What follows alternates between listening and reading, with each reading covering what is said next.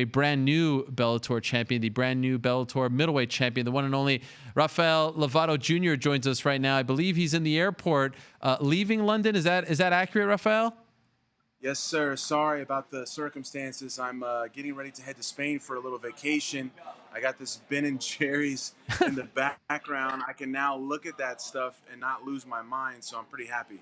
Well, I'm sure you're happy about the win as well, and no problem. But this is what we do for new champions. We change the whole show around to accommodate your schedule. So happy that you're able to join us. It. Thank you. No problem. For a few minutes, has it sunk in just yet? You're a Bellator middleweight champion. You just beat one of the greatest fighters of all time, Gegard Mousasi, on Saturday in a phenomenal fight. Has that reality sunk in?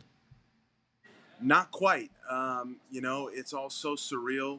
I dreamed it so many times, and then for it to actually be here is just like, you think because I saw it so many times in my dreams that it'd be like, oh yeah, this is, I was ready for this, but not really. I'm just riding this amazing wave of momentum and energy and love right now. I've barely slept at all since the fight. I've just received so many messages and was very grateful. It was a war, and it just felt like a Rocky movie, and it was surreal. It's just surreal. You won via majority decision. One judge actually had it 47-47. How confident were you that you actually won the fight? I knew that I was able to pull 3 rounds. I just wasn't sure about that. What was it, 4th round when I got dropped, and that's what caused that one judge to have a draw. So I was a little worried that everyone else might have seen that as a 10-8. But when I heard the first judge say 47, they read the first score as a draw and the rest weren't, I was pretty sure at that point that I was going to be able to get it. But it was an extremely close fight, definitely. It all came down to that 5th round. And that was your 10th pro fight. You've competed on big stages before in jiu-jitsu, and we're looking at some great scenes courtesy of Bellator from the fight on Saturday in London. But did this feel different for you? I mean, like I said, you're fighting a legend. You're fighting for your first major title. You're fighting in the main event of a big show. Did it feel different? Did you feel a little more nervous in the early going of the fight, and maybe that contributed to your performance early on?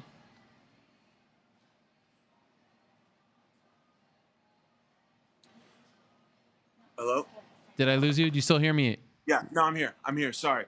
I wasn't too nervous. There was definitely a few moments where I was like, okay, I need to be very sharp. Like, this is Mousasi standing in front of me.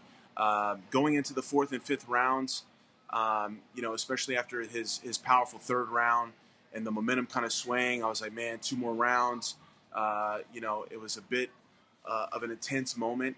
And those are my first time to do championship rounds, and I'm doing them against a legend, a guy that's been there so many times. And I dropped the 4th round as well. But then that 5th round, I don't know, man, something just came over me and it just said, you can do this. Let's go out there, give everything you have. Let's get this round. This is your time, your chance, your moment. And, I was able to pull through, and I'm very happy and proud of how I got that 5th round, my very first 5th round ever against one of the greats. Yeah. And that led me to the victory. So, I'm very, very happy with that. In that clip that we just showed, there's a moment where your mom actually goes up to Mousasi and thanks him for the opportunity for you to fight him. And it seems, just based off your social media, that you're very close with your mom. I see you mentioning her, showing pictures of you and her. Can you talk about your relationship with her? Why are you guys so close? And does she usually go to all your fights? There we're seeing your mom very happy at some of your fights as well. Yeah, no, she is at all my fights. My dad's in my corner. Have a very, very close. It's a team, but really we're a family. And she's right there. She's the kind of the centerpiece of love for everybody. And it's something that we always do. We always give respect to our opponents. And I think she could see that Mousasi was pretty disappointed, and she wanted to stop him and wish him well. And, of course, thank him for the opportunity because, he is a legend. He is a champ. He could fight basically anybody he wants. And he gave me the opportunity. I think it was really cool that my mom was able to do that. I, unfortunately, did not have the chance to shake Mousasi's hand after they read off the decision.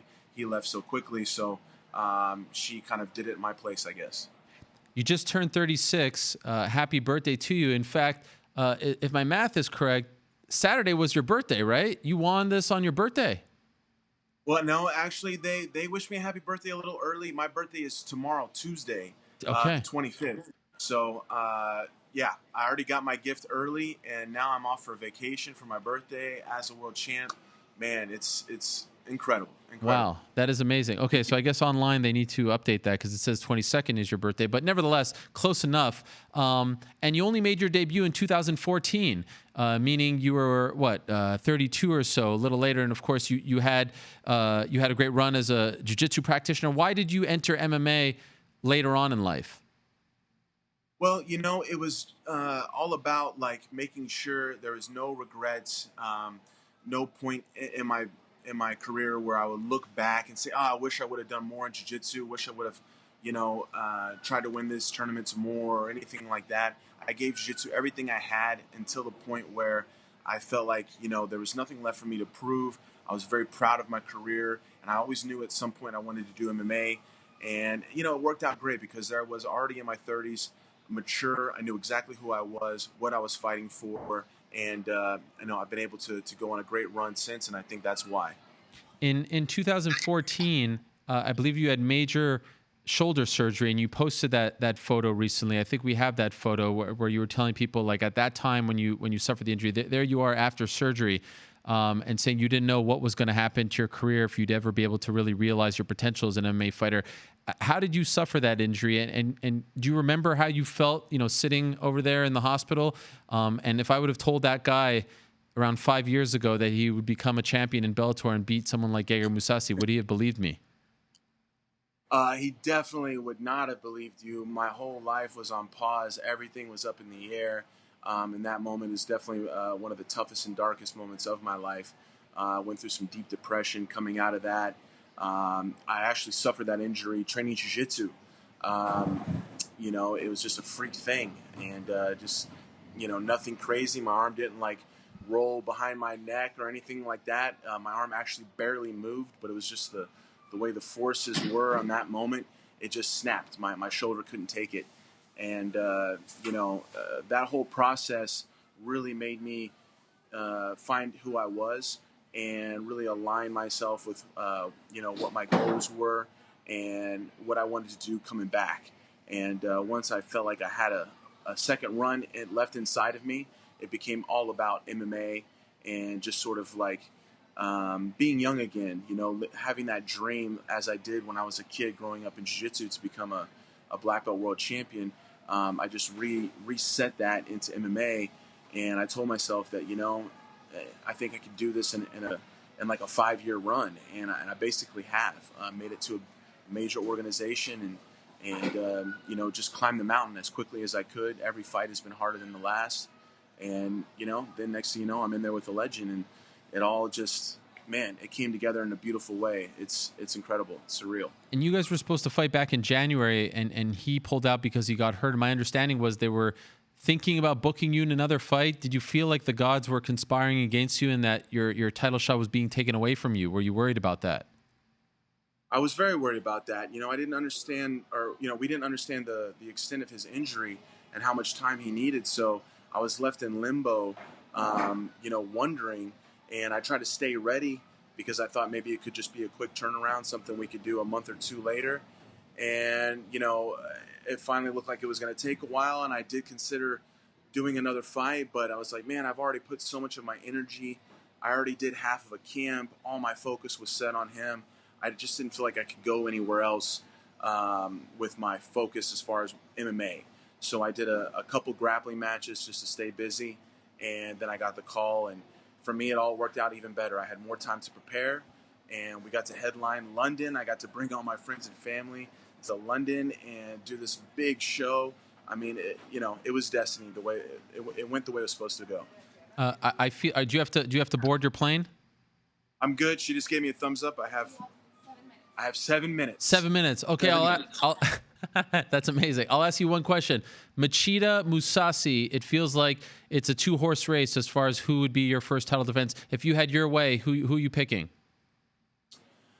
Man, I mean, it'd be awesome to fight Machida, another legend, and get that experience. I just spent 7 months thinking about Musasi pretty much every day, because of the postponement.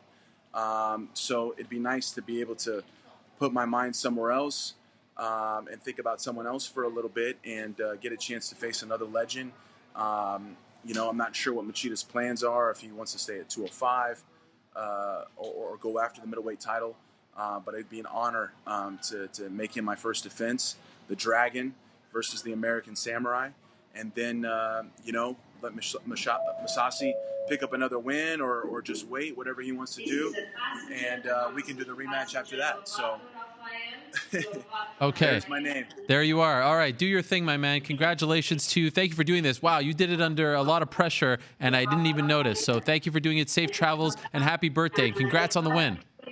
Thank you very much for having me. Sorry about the circumstances, and I'm used to the pressure, as you can see. Absolutely. Look forward to next time. All Thank right. you. Take care. Well done.